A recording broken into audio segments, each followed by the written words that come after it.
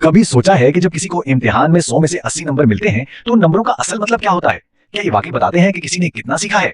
आज हम इसी मौजू की गहराई में उतरेंगे और इस साइंस को समझेंगे जो इन टेस्ट स्कोर्स को हकीकी मायने देती है। अच्छा, तो इस सवाल का जवाब हमें एक बाकायदा शोबे में मिलता है। इसे कहते हैं तालीमी तशखीस या इंग्लिश में एजुकेशनल असेसमेंट।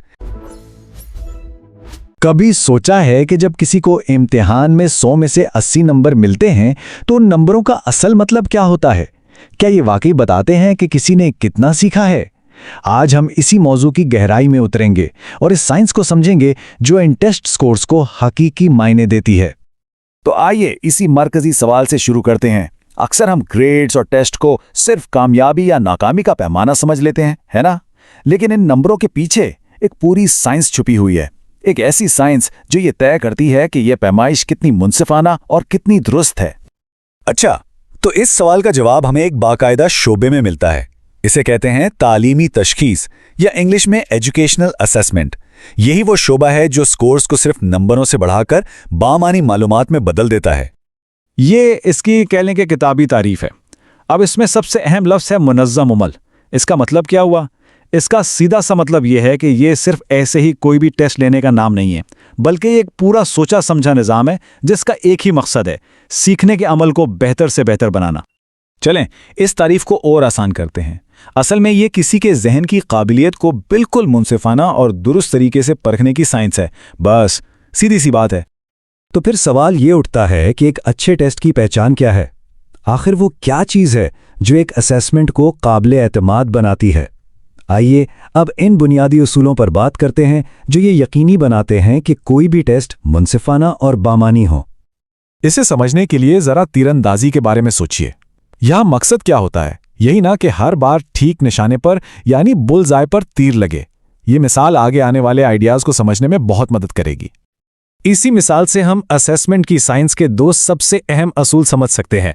एक है रिलायबिलिटी यानी मुस्तकिल मिजाजी। इसका मतलब है कि तीर हर बार एक ही जगह पर जाके लग रहा है, भले ही वो सेंटर ना हो। और दूसरा है वैलिडिटी यानी दुरुस्तगी। इसका मतलब है कि तीर ठीक निशाने पर यानी बुल्स आई पर लग रहा है। तो रिलायबिलिटी का मतलब हुआ मुस्तकिल मिजाजी, यानी एक टेस्ट जितनी बार भी लिया जाए उसके नताइज तकरीबन एक जैसे ही आए। अगर हम तीर अंदाजी की मिसाल पर वापस जाएं तो इसका मतलब है कि सारे तीर एक ही जगह के आसपास लग रहे हैं, एक क्लस्टर बना रहे हैं। और वैलिडिटी ये देखती है कि टेस्ट वही चीज़ नाप भी रहा है या नहीं जिसके लिए उसे बनाया गया था। मतलब तीर सिर्फ एक जगह इकट्ठे ना हो बल्कि वो सही निशाने यानी बुल्स आई पर भी लगे। एक टेस्ट का रिलायबल होना ज़रूरी है, लेकिन अगर वो वैलिड नहीं तो उसका कोई फ़ायदा नहीं। अच्छा, रिलायबिलिटी और वैलिडिटी के साथ एक तीसरा अहम उसूल भी है, मौरूजियत यानी ऑब्जेक्टिविटी। इसका सीधा सा मतलब यह है कि स्कोरिंग के अमल से ज़ाती पसंद या नापसंद को बिल्कुल निकाल दिया जाए। अब सवाल यह है कि यह होता कैसे है? तो उसका एक पूरा प्रोसेस है। पहले एक बिल्कुल वाज़ेह सवाल बनाया जाता है, फिर स्कोरिंग के लिए एक गाइड जिसे रूब्रिक कहते हैं तैयार की जाती है, और फिर यह यकीनी बनाया जाता है कि अलग अलग चेक करने वाले भी एक ही जैसा स्कोर दें। तब जाकर एक मौरूजी और मुनसिफाना नतीजा मिलता है। ये सब साइंसी उसूल सुनने में तो बहुत अच्छे लगते हैं, लेकिन इससे फ़र्क क्या पड़ता है? हकीकी दुनिया में इसकी क्या अहमियत है? आइए अब देखते हैं कि ये उसूल क्लासरूम से लेकर कैरियर तक हमारी ज़िंदगी पर कैसे असर डालते हैं। देखें, एक अच्छी असेसमेंट का फ़ायदा हर किसी को होता है।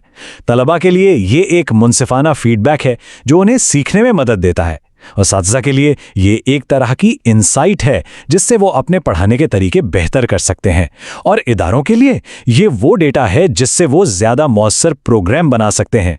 बल्कि इसका असर सिर्फ क्लासरूम तक ही महदूद नहीं है। दरहकीकत ये हमारी ज़िंदगी के 3 बहुत बड़े और अहम शोबों पर बराह रास्त असर डालता है।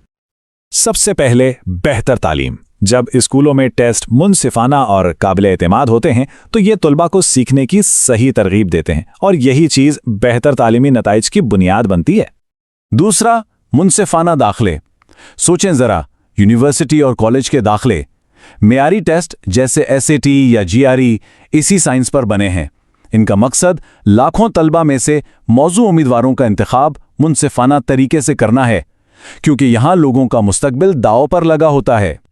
और तीसरा, सही नौकरी। आजकल बड़ी बड़ी कंपनियां उम्मीदवारों की महारत को जांचने के लिए साइकोमेट्रिक टेस्ट इस्तेमाल करती हैं। यही उसूल इस बात को यकीनी बनाते हैं कि सही काम के लिए सही उम्मीदवार का इंतखाब किया जाए। तो ये तो हुई आज की बात। अब जरा मुस्तकबिल की तरफ देखते हैं। टेक्नोलॉजी इस पूरे शोबे को कैसे बदलने वाली है? इस वक्त जो सबसे बड़ा ट्रेंड है वो है मसनूई ज़हानत यानी एआई का इस्तेमाल। जरा तसव्वुर करें, एआई सेकंडों में हजारों टेस्ट चेक कर सकता है, हर किसी को उसकी ज़रूरत के मुताबिक फीडबैक दे सकता है और पूरे अमल को कहीं ज़्यादा तेज़ और मौसर बना सकता है। और ये हमें एक बहुत बड़े सवाल पर लाके खड़ा कर देता है। जब मशीनें असेसमेंट करेंगी तो क्या तालीम ज़्यादा मुनसिफाना हो जाएगी? क्या मशीनें इस अमल को इंसानों से ज़्यादा बेहतर और गैर जानिबदार तरीके से अंजाम दे सकती हैं? देखें, टेक्नोलॉजी में सबके लिए बराबर मौके पैदा करने की बेपन्ना सलाहियत तो है, लेकिन सब कुछ इस बात पर मुनहसिर है कि हम इसे डिज़ाइन और इस्तेमाल कैसे करते हैं। और यही वो सवाल है जो आने वाले वक्त में तालीम के मुस्तकबिल का रुख मुतय्यन करेगा।